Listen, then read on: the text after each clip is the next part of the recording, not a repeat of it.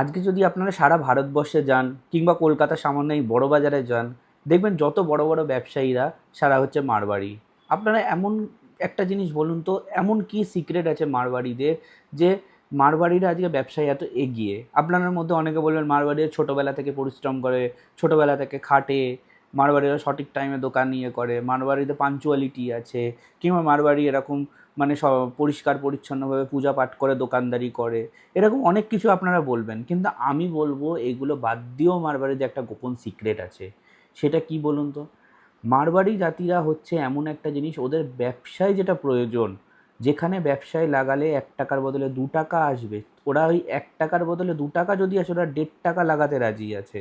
ভালো করে বুঝুন। ধরুন একটা ১ কোটি টাকার দোকান খুব ভালো পজিশনে বিক্রি হচ্ছে, বাঙালি হোক, মুসলিম হোক, উড়িয়া হোক বা অন্য কোনো জাতি যদি হয়, সেই ১ কোটি টাকার দোকান বলবে ৯০ লাখ বা ৮০ লাখ বা ৫০ লাখে কেনার চেষ্টা করবে, যদি পজিশন ভালো থাকে।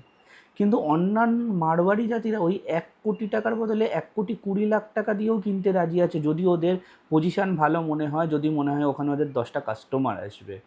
মানে অন্যান্য জাতিরা ব্যবসা না বড় হতে হতে ১,০০,০০০ দিয়ে, ১০,০০,০০০ দিয়ে গাড়ি কিনবে, ১,০০,০০০ দিয়ে আইফোন কিনবে, কিন্তু মারওয়াড়িরা সেগুলো কিচ্ছু করবে না। মারওয়াড়িরা ব্যবসায় যেখানে বেশি প্রয়োজন ওরা একমাত্র সেখানে ইউটিলাইজ করবে। কিন্তু অন্যান্য জাতিরা ব্যবসায় ওটা করবে না। ব্যবসায় বলবে এই ১ কোটি টাকার দোকান কমে নেওয়ার চেষ্টা করবে, ভাববে এখন ছোট ব্যবসা, কেন এত টাকা ইনভেস্ট করব। এই সাধারণ একটা ছোট্ট রিজনের জন্য আমার মনে হয় মারওয়াড়িরা ব্যবসায় এত এগিয়ে যায়। ওরা যেখানে ব্যবসার প্রয়োজন সেখানে ১ টাকার বদলে ৫ টাকা দিতেও রাজি থাকে, আর অন্যান্য জাতিরা ১ টাকার বদলে ৫০ পয়সাও দিতে চায় না ব্যবসার প্রয়োজনে।